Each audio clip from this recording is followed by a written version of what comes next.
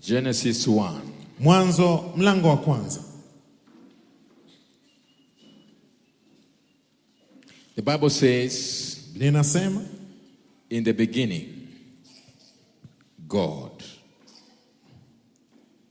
Biblia inasema hapo mwanzo Mungu. In the beginning, hapo mwanzo God. Mungu. We are going to stop there. Tunaweza simamia hapo. John 1:1. Yohana 1:1. In the beginning, pale mwanzo was the Word. Kulikuwa na neno. And the Word was with God, and the Word was God, and He was in the beginning with God. All things were made through Him, and without Him nothing was made that was made. And in Him was life, and the life was the light of men. And the light shines in the darkness, and the darkness did not comprehend it. Yohana 1:1-5. Biblia inasema hapo mwanzo kulikuwako neno, naye neno alikuwako kwa Mungu, naye neno alikuwa Mungu. Huyo mwanzo alikuwako kwa Mungu. Vyote vilifanyika kwa huyo, wala pasipo yeye hakikufanyika chochote kilichofanyika. Ndani yake ndimo ulimokuwamo uzima, na ule uzima ulikuwa nuru ya watu, nayo nuru yaangaza gizani, wala giza halikuiweza. May the Lord bless His word. Mungu alibariki neno lake. I want to speak shortly about grace for exploits. Nataka ninene kwa ufupi kuhusu neema ya mambo makuu. Graced for exploits. Kuneemeshwa kwa kufanya makuu. In this life, katika maisha haya, and when I talk about life, ninapozungumzia kuhusu maisha, I mean the life that we are living as believers. Na maanisha maisha tunayoishi kama waumini. Because we are not of this world, kwa sababu sisi si wa ulimwengu huu, but we are just sojourners. Lakini sisi tu wasafiri.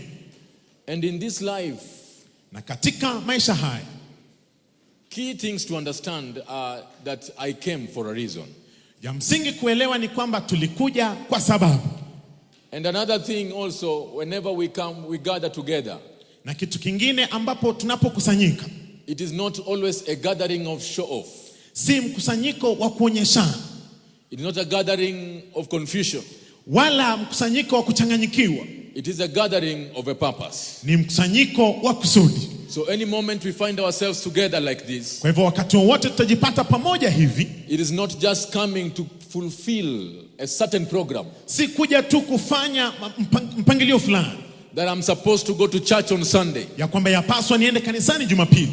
But what my spirit yearns for is for the growth of a believer. Lakini kile ambacho roho yangu yatamania ni kukua kwa muumini. So as a believer there is something deeper than fellowship. Kwa hivyo kama muumini kuna kitu zaidi ya ushirika. As a believer there is something deeper than coming together. Kama muumini kuna kitu zaidi ya mkusanyiko pamoja. And that is the secret of your life today. Na hiyo ndio siri ya maisha yako leo. And so the Bible teaches, iliyafundisha, in the beginning God. Pale mwanzo Mungu. So this is to mean that God is the beginning of everything. He's the beginner of beginnings. Hii ni kumaanisha Mungu ndiye chanzo ya kila kitu, mwanzo wa mianzo. In the beginning God. Pale mwanzo Mungu. The beginning of my life God. Mwanzo wa maisha yangu Mungu. Before my family God. Kabla ya jamii yangu Mungu. Before my situations God. Kabla ya hali zangu Mungu. Before my work God. Kabla nitende Mungu. Before my business God. Kabla ya biashara yangu Mungu. Before my education God. Kabla ya masomo yangu Mungu. In the beginning, pale mwanzo God. Mungu. This is the God that I'm talking about. Huyu ndiye Mungu nayemzungumzia. He told Abraham, alimwambia Abraham, leave your people. Ondoka kwa watu wako. Go to a land that I will show you. Enda kwa nchi nitakayokuonyesha. And here the man goes to a place that he doesn't understand, that he has never seen. Mtu anaenda mahali ambapo haelewi na hajawahi ona. I want you to visualize this. Nataka upate mtazamo. This is a man. Huyu ni mtu who has been told to go to some place that he doesn't understand. Ambaye ameambiwa haende kule asikukujua. And he takes a journey. Na anaondoka. And leaves and go to a place that God has told him to go. Anaondoka anaenda kule alikoambiwa na Mungu aende. God did not told him the direction that he should take. Mungu hakumwambia chukue mwelekeo huu. But he told him go. Lakini alimwambia enda. anaenda. Because in the beginning, Kwa sababu pale mwanzo he was there. alikuwa pale. This is to say, Hii ni kusema before he sends you, before he tells you to go, already he has known where you are going. Hii ni kusema kabla akwambie uende tayari anajua unakoenda. Everything about your life is in his hands. Yote kuhusu maisha yako iko mikononi mwake. Everything about your future is in his hands. Na hatima yako pia iko kwa mikono yake. You don't know about tomorrow. Wewe haujui kesho. But God knows about tomorrow. Lakini Mungu anaijua kesho. He knows everything about your life. Anajua yote kuhusu maisha yako. That is to come. Yote yatakayokuja. That is at the end. Na kila kilicho mwisho. Because he was there. Kwa sababu alikuwa pale. In the beginning. Pale mwanzo. Listen to me. Sikize. People always ask and ask and ask some questions. Watu wanauliza na kuuliza maswali. Where was God when the earth was created? Mungu alikuwa wapi wakati ulimwengu ulikuwa ukitengenezwa? He is the creator of the earth. Yeye ndiye muumbaji wa ulimwengu. And sometimes we ask ourselves some questions when we pass through situations in life and we say, God, where were you when I was passing through this? Na wakati mwingine tunajiuliza maswali tunapopitia hali fulani fulani, Mungu ulikuwa wapi nikipitia haya? He was still there. He is still there where he was. Yeye angali ako penye alikuwa.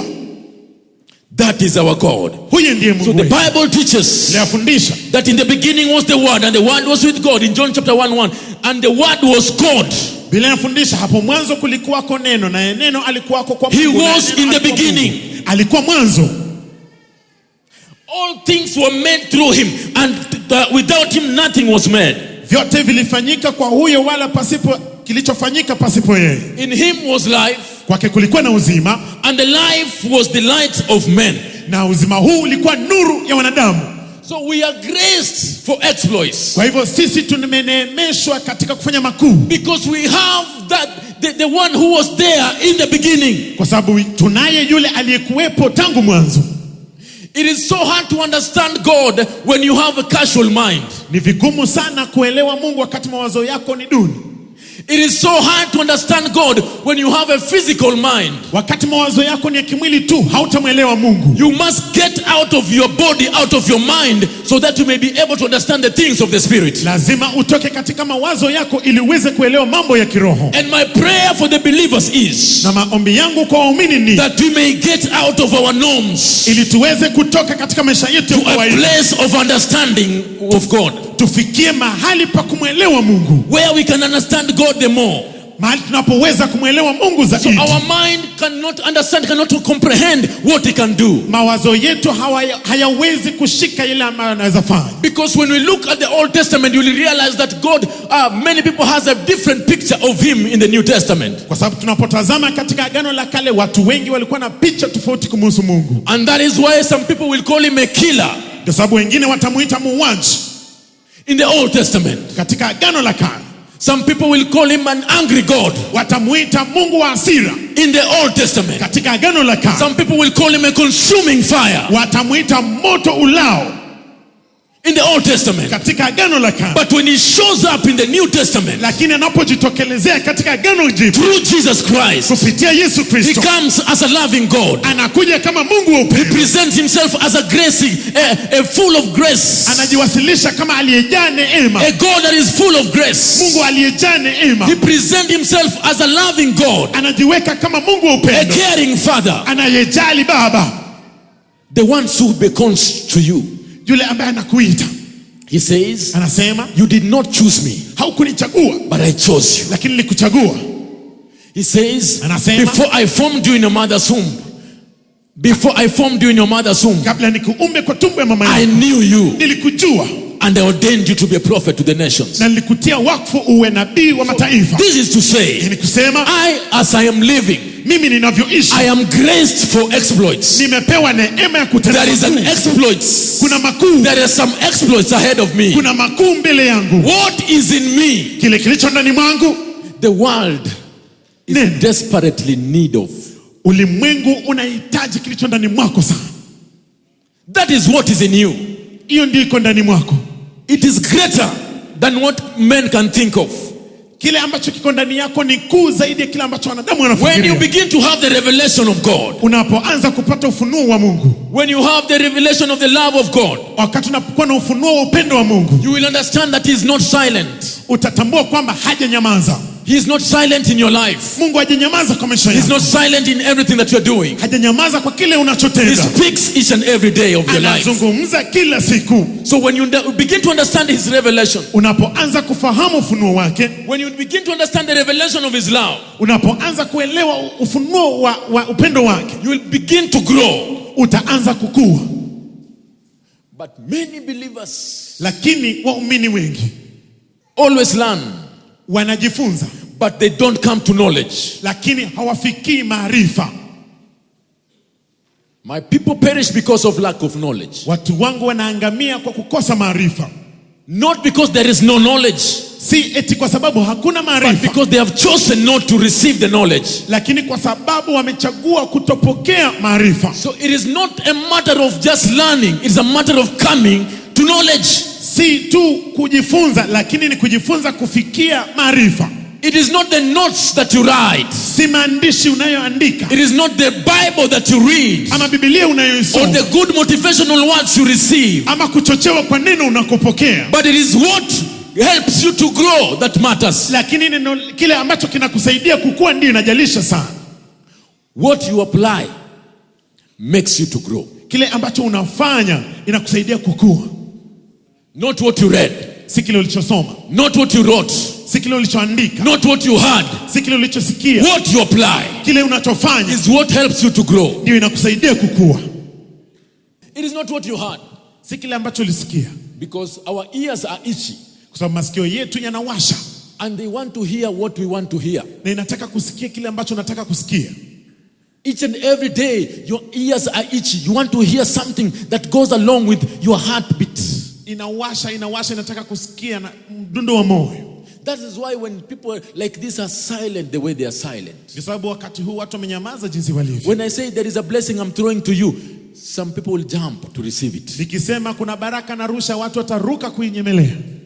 The one who will shout the highest is the one to receive it. Atakayepaza sauti juu zaidi ndiye atapata. People will shout Watu watapaza sauti because there is something they want to hear. kwa sababu kuna kitu wanataka kusikia. But when it comes to application part of it, Lakini inapofikia kuitendea kazi, it becomes trouble. inakuwa tabu. It is what you apply Ni kile unachotendea kazi that makes you to become a strong believer. ndio inakaa kufanya kuwa muumini wa nguvu. Bible teaches Biblia yafundisha that in him was life, kwamba kwake kulikuwa na uzima, and life was the light of men. na uzima huu ulikuwa nuru wa wanadamu. You have to be intentional.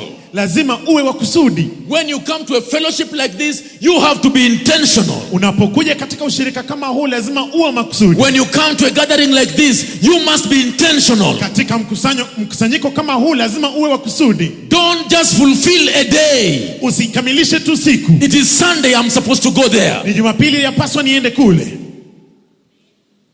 That is not the will of God. Hayo si mapenzi ya Mungu. You can bring the body, but the spirit is not here. Unaweza leta mwili wakati roho iko mbali. It is very simple. Ni rahisi sana. You can be sitting there because you want to fulfill the day. You want to tell the people, I came. So Unaweza keti hapo ili ukamilishe siku, watu wajue ulikuja. you wanted me to come, I'm here. Mlitaka nije, niko hapa. But you don't get anything. Na usipate chochote. Your mind is hovering. Right now your mind is just hovering around. Mawazo yako yako pale na pale. Walking around. Natembea huku na huko. What kind of hairstyle is that? What kind of cloth is that? That is how it is. Angalia mtindo wa nywele, angalia viatu. So you're watching people. Wewe unaangalia tu watu. After the service, somebody asks you, how was the service? What did you get? Baada ya ibada unaulizwa, kwa ibada mlikuwaje? Ulipata nini? Watu waliimba bwana. Chituli dance. What was the preaching about? Mahubiri yalikuwa kuhusu nini? Mungu ni mwema. How you together somebody? You must be able to grow. Lazima uweze kukua. Did I talk to somebody again? My prayer for you today, ombi langu kwako leo, and my prayer for the believers today, na ombi langu kwa waumini leo, you don't show up in a gathering usionekane like tu katika mkusanyiko for no reason. kwa kukosa sababu. You must be intentional. lazima uwe na kusudi. Tell your neighbor, I'm growing. Mwambie jirani, ninakuwa.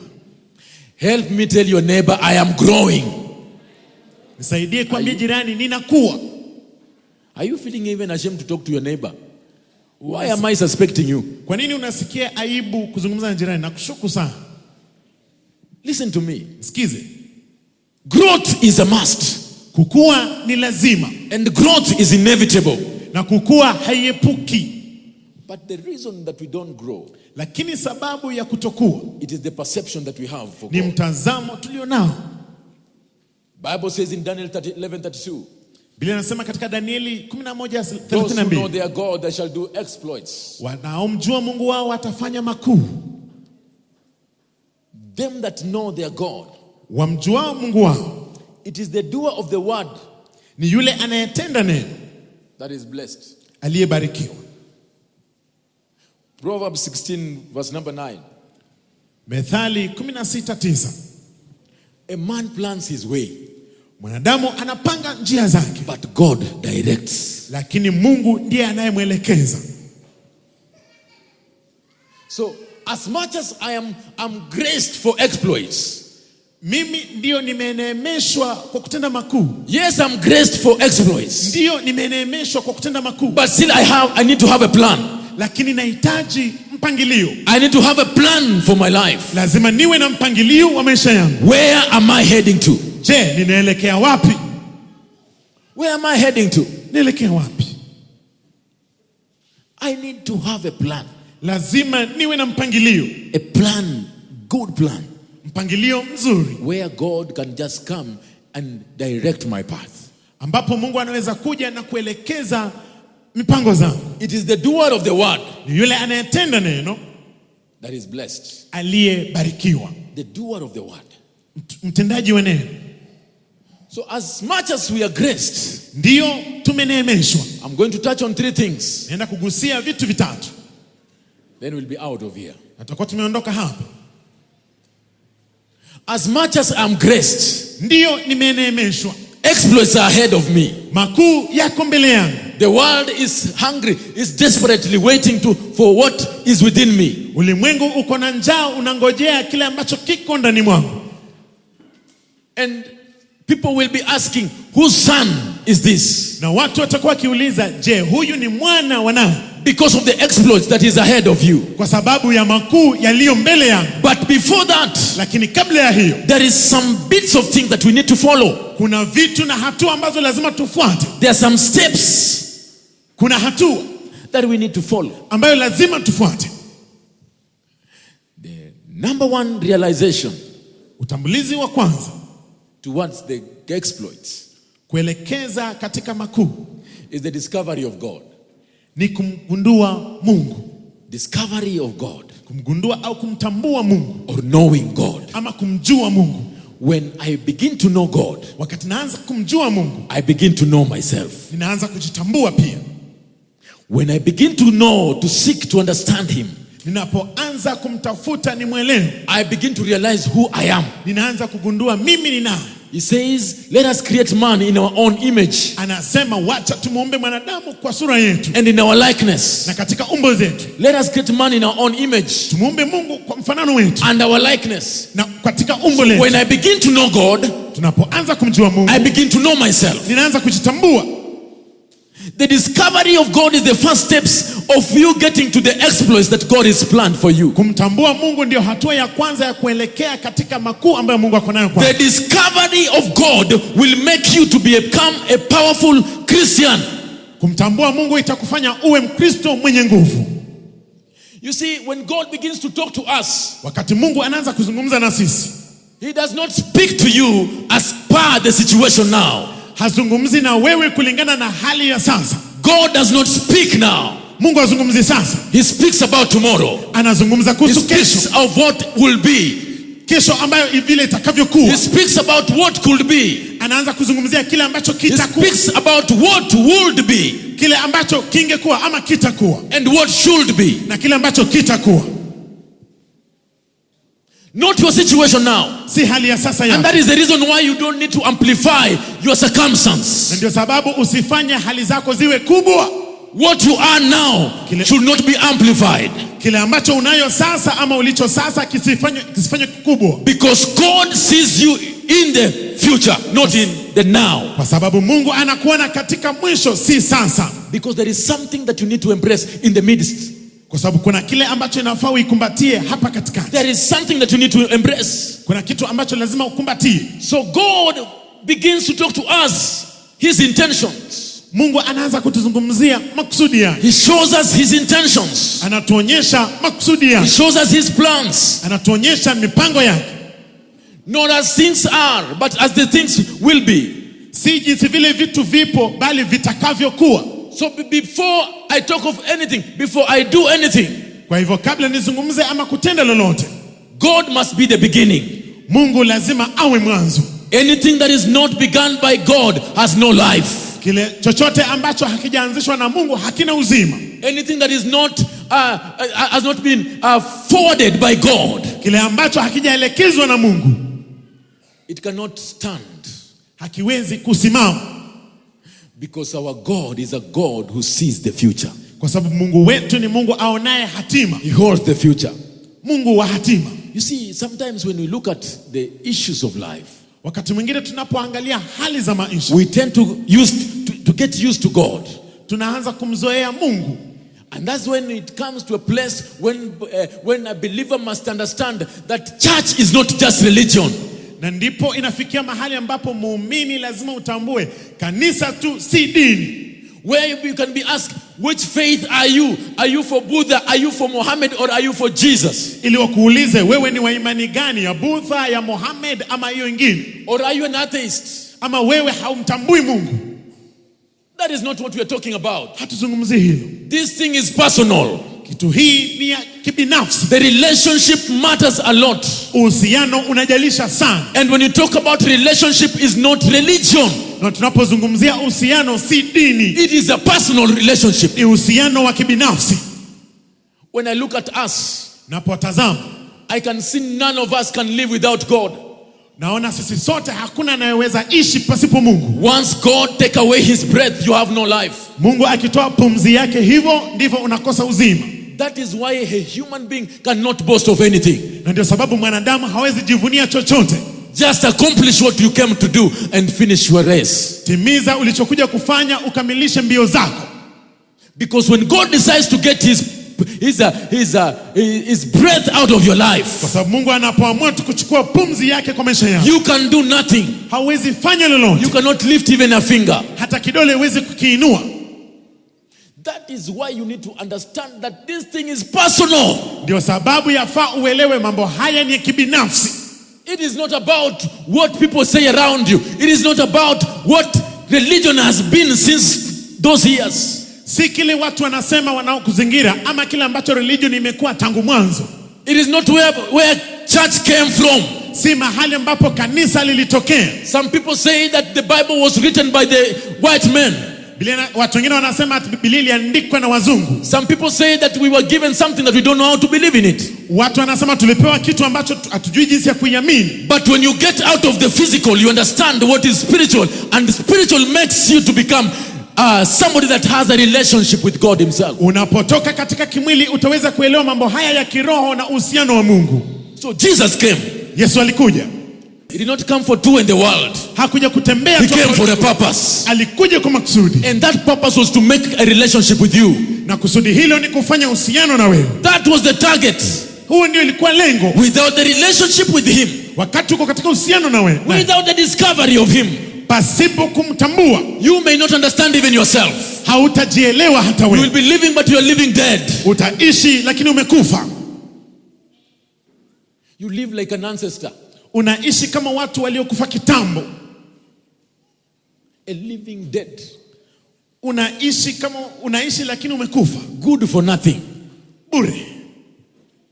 Listen to me, somebody in the house. Nisikize mtu kwa nyumba. Don't let anybody lie to you that they don't need God. Usimruhusu yeyote akudanganye kwamba hahitaji Mungu. Every one of us need God. Sisi sote tumhitaji Mungu. Even the little children, they need God. Hata watoto hawa wadogo wanamhitaji Mungu. Because Jesus at 12, he was in the temple. Kwa sababu Yesu akiwa na miaka 12 already professing what he came to do. Akiweza kusema kile ambacho alikuja kufanya. Look at your age now. Angalia miaka yako sasa. Listen to me. Sikizi. There is nothing we can live for except God. Hakuna tunachoweza kukiishia pasipo Mungu. Nothing at all. Hakuna. Not our achievements. Si mafanikio yetu. Not what we know. Si kile tunachojua. Not our education. Si masomo yetu. But God himself. Lakini Mungu yeye mwenyewe. So when I begin to have a discovery of him, kwa hivyo ninapoanza kumtambua yeye, I begin to understand him. Naanza kumwelewa. I begin to walk as he walks.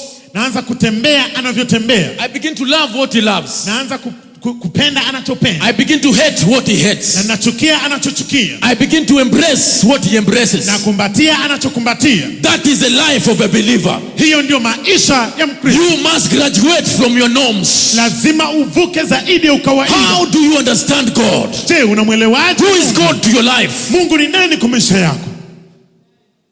Let's get out of the norms. Tuondoke katika ukawaida. Some of us knows God as God of miracles. Wengi wetu tunamjua Mungu wa miujiza. Because that is what we want to hear. Kwa sababu hiyo ndio tunataka kusikia. Some of us want to hear God of provision. Wengine wanataka kusikia Mungu wa kutueleza. That is what our ears want to hear. Masikio yetu yanataka hayo. But who is God to you as a person? Lakini kama binafsi Mungu ni nani kwako?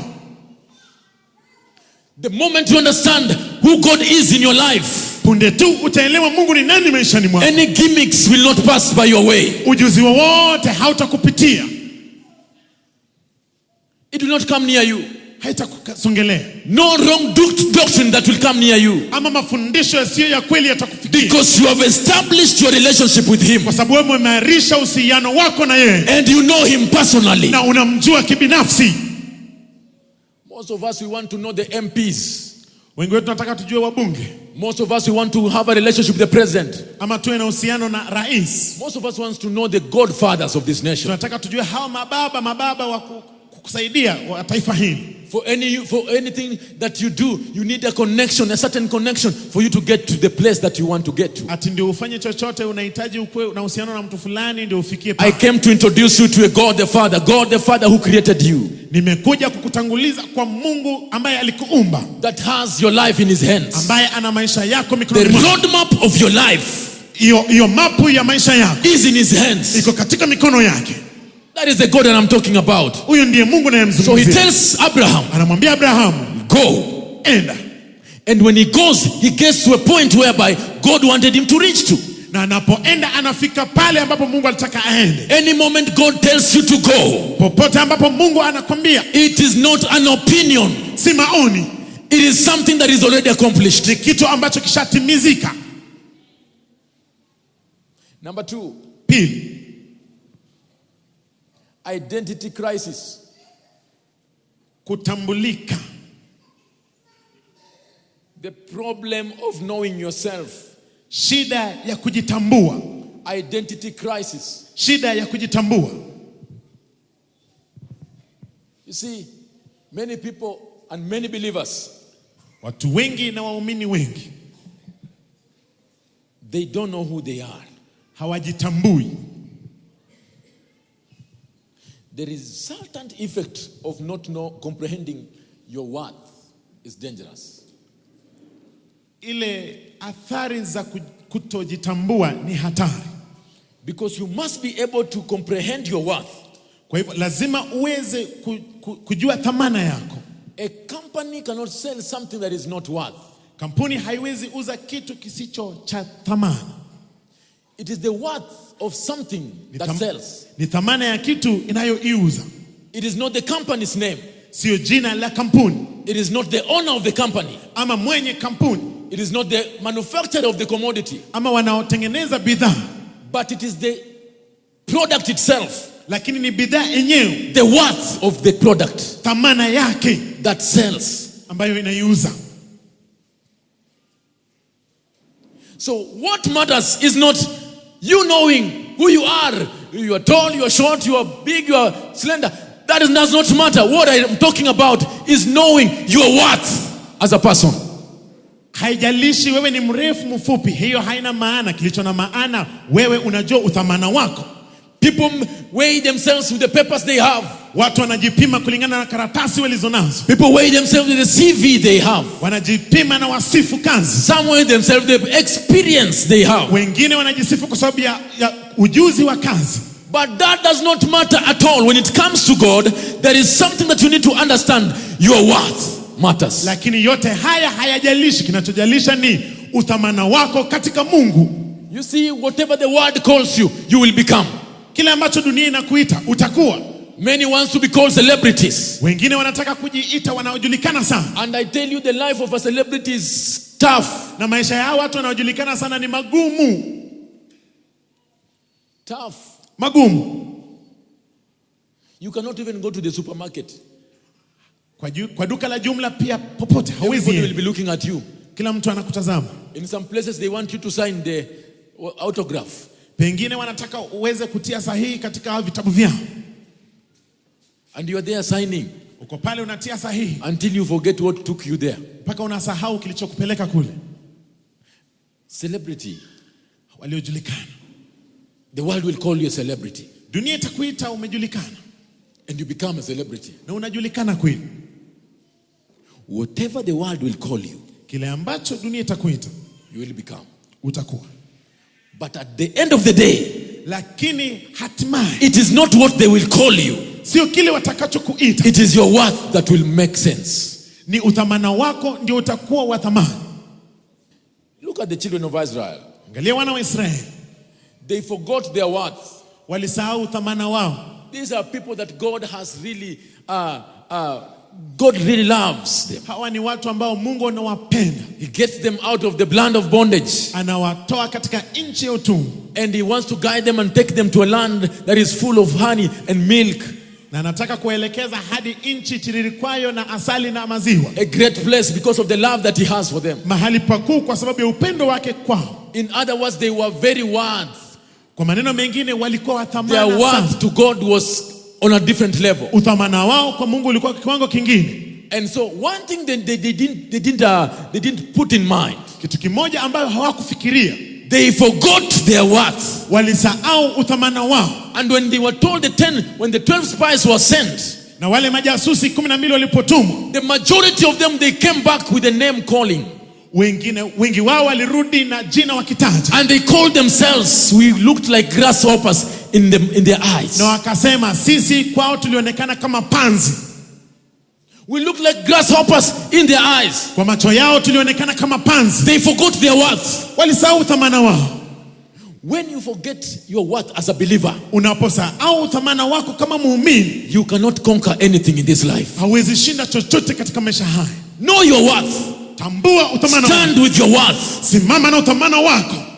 Even when things look like hell, hata mambo yakionekana mabaya, don't call them in your life. Usiyaite katika maisha yako. Don't confess them in your life. Usikiri katika maisha yako. So whatever you call it, kile ambacho utakiita, it becomes. Inafanyika. Identity crisis. Shida ya kujitambua.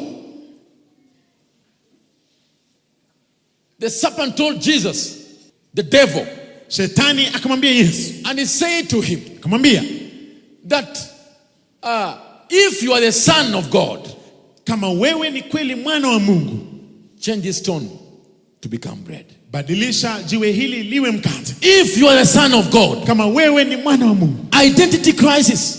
Shida ya kujitambua. Listen to me. Sikiza. Jesus understood what he came to do. Yesu alitambua alichokuja kufanya. He knew what he came to do. Na alijua alichokuja kufanya.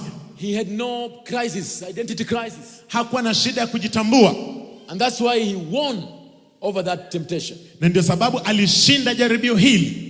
Listen to me, somebody in the house. Sikize mtu kwa nyumba. You must know your worth. Lazima ujue uthamana wako. Don't base on what people say about you. Usijiweke na kile ambacho watu wanasema kukuhusu. It is not what they call you that you become. Si kile walichokuita ndicho utakuwa. You must understand your worth. Lazima utambue uthamana wako. And change their perspective. Na ubadilishe mitazamo yao. You must not rhyme with your voice. Usiende sambamba na sauti zao. Number 3. 3. As I finish. Napomaliza. Listen to me. Sikize. As a believer, kama muumini, who is graced for exploits. ambaye ameneemeshwa kufanya makuu. You must get to a point whereby, like Moses, Lazima ufikie mahali kama Musa, who didn't know what he had. ambaye hakutambua alichokuwa nacho. He had a rod on his hand, Alikuwa na fimbo mkononi, but he didn't know that what that rod meant. lakini hakujua fimbo hiyo ilikuwa na maanisha nini. You as a believer, Wewe kama muumini, God has given you giftings and abilities. Mungu amekupatia vipawa na uwezo. That is your rod. Hiyo ndiyo fimbo yako. The ability that you have, Uwezo ulionao, the ability to multiply uwezo wa kuzidisha in your business, katika biashara yako, the ability to give an opinion, uwezo wa kutoa maoni, which in turn gets to people to a different level. ambayo itafikisha watu viwango vingine. Giftings. Vipawa. You're a good singer, Mwimbaji mzuri ni wewe, but you have nowhere to sing, lakini hauna mahali pa kuimbia and you don't want to sing. na hata hutaki kuimba. Like the way I'm seeing her, there is a lot of choir members here. Jinsi vile naona wanakwaya wengi sana hapa. Giftings and abilities. Vipawa na uwezo. There is something God has imparted in you. Kuna kitu ambacho Mungu amekuwekea. It must come out. Lazima itoke. It must come out. Lazima itoke. And that is what the world is waiting for. Na hiyo ndio ulimwengu unangojea. In the beginning was the Word, and the Word was with God, and the Word was God, and He was there in the beginning.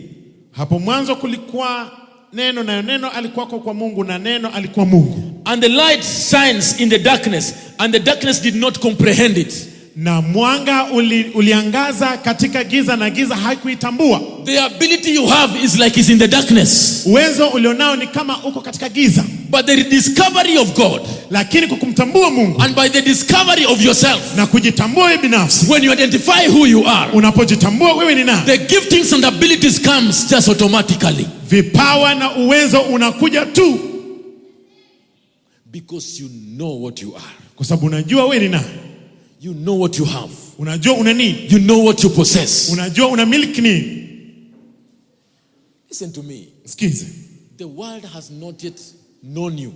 Ulimwengu bado haujakujua. People have not known you. Watu hawajakujua. Because the grace that you have, kwa sababu neema ulionayo, is a grace of exploits. ni neema ya makuu. The beginning being God. Mwanzo akiwa Mungu. And here God comes and say that I came that you may have life, and that life that he talks about is the light that you have. Na Mungu anasema nilikuja ili upate uzima, na uzima ulionao ndio nuru. It only means that my path is already clear. Na maanisha tu njia zangu zinaonekana. It is the way I think about myself. Ni jinsi ninavyojifikiria kujihusu. It is the way I think about who I am. Ni vile ninavyofikiria mimi ni nini, that will either help me to go to my future, itakayonisaidia kwenda katika hatima or yangu, it will limit me to where I am. ama itanifanya nipungukiwe nisalie hapa. My prayer for you today Ombi langu kwako leo is that God may open your understanding. ni kwamba Mungu atafungua Is kuelewa that kwako. God may open your eyes, Ni kwamba Mungu atafungua macho yako, spiritual eyes, macho yako ya that you kiroho, may be able to see the giftings and the abilities that He has given to you. ambapo utaweza kuona vipawa na uwezo ambao amekupatia. May God open that mind that you have. Wacha Mungu afungue yale mawazo ulionayo. Them that have ideas for business, Wale wenye maarifa ya biashara, may there be an exploit in it. wacha kuwe na makuu ndani mwake. Them that have ideas Wale wenye maarifa of doing great things for their community, ya kufanya mambo makuu kwa ajili ya may there be an exploit in it. wacha kuwe makuu ndani mwake. If God wired you to get to where He wants you to go, Kama Mungu amekufanya ufike mahali anapotaka ufike, He will accomplish it with you. atatimiliza na wewe. This far you have come, Umbali huu umekuja, it was not your own power. haiko kwa nguvu zako It was not your own understanding. wala kwa kuelewa kwako. There is nothing you have helped God to do. There is nothing you have helped God. Hakuna kile ambacho msaidia Mungu kufanya. He did it by Himself. Alijifanyia mwenyewe. So you have all the reasons Wewe una sababu zote to trust in Him. kumtumainia. He has graced you for exploits. Amekuneemesha kufanya makuu. You don't deserve it. Haustahili. That is why there is grace in it. Na ndio sababu kuna neema. You don't deserve it. Haustahili. It is not a must you become something. Si lazima uwe kitu. But because of his grace, lakini kwa neema yake, you will become. Utakuwa. You will become what he made you to become. Utakuwa alichokusudia uwe. So it is not something that is being coerced unto you. Si kitu kinalazimishiwa kwako. It is something that must come after your knowledge of him, after your knowledge of yourself, and after understanding your gift. Ni kitu lazima kitakuja baada ya wewe kumtambua yeye, kujitambua na kuelewa uweza na vipawa vyako. Don't walk like somebody that does not understand himself. Usitembee kama mtu asiyejielewa. Anybody that does not understand who he is, yeyote asiyejielewa, they are confused fellows. Wamechanganyikiwa kabisa. Are we together? Tuko pamoja. Because any moment you walk like you don't understand where you're going and where you're coming from, it means that there is nowhere you are heading to. In fact, you don't know why you live. Kwa sababu punde tu utakapotembea kama mtu ambaye hajui anatoka wapi, anaenda wapi, hautajielewa na utakuwa Get this in your mind. Pata hii katika nia zako. As the beginning was God, kama vile mwanzo ilikuwa Mungu, he must finish with you. Lazima amalize na wewe. And by finishing with you, na kumaliza na wewe, you must have his knowledge. Lazima uwe na utambulizi wake. wake. And you must understand who you are. Na ujielewe wewe ni nani. Get this point. Pata hii kabisa. You cannot do it without him. Hauwezi fanya lolote pasipo yeye. You can't do it without him. Huwezi. Engage God in this. Muhusishe Mungu kwa haya. And let him open your spiritual understanding. Let him open your eyes, your spiritual eyes, that you may see where you're heading. Wacha afungue kuelewa kwako kiroho na macho yako ujue unaenda wapi. It doesn't matter the circumstances we are in today. Haijalishi hali ulizo ndani leo. What matters is your worth. Kile kinachojalisha ni uthamana wako. For a gold to become a gold, ili Mungu dhahabu iwe dhahabu, there is somewhere it comes from. Kuna mahali inatoka. There is a process of gold to become gold. Kuna hatua ili dhahabu iwe dhahabu. And there is a step that somebody must take. Na kuna hatua ambayo mtu lazima achukue. For you to get that exploit. Ili wewe ufikie ukuu huo. You are graced. Wewe umeneemeshwa. But after being graced, na baada ya kuneemeshwa, there is a process. Kuna hatua. Are we together, somebody? May God strengthen you that you may be able to reach to that level. Wacha Mungu akutie nguvu uweze kufikia kiwango hicho. I said may God grace you more. Nimesema Mungu akupene, give you more strength. Akupe nguvu zaidi. That you may be able to conquer the unconquerable. Ili uweze kushinda yale yasiyoshindika. By his grace. Kwa neema yake. By his grace. Kwa neema yake. Let's stand on our feet. Tusimame kwa miguu yetu.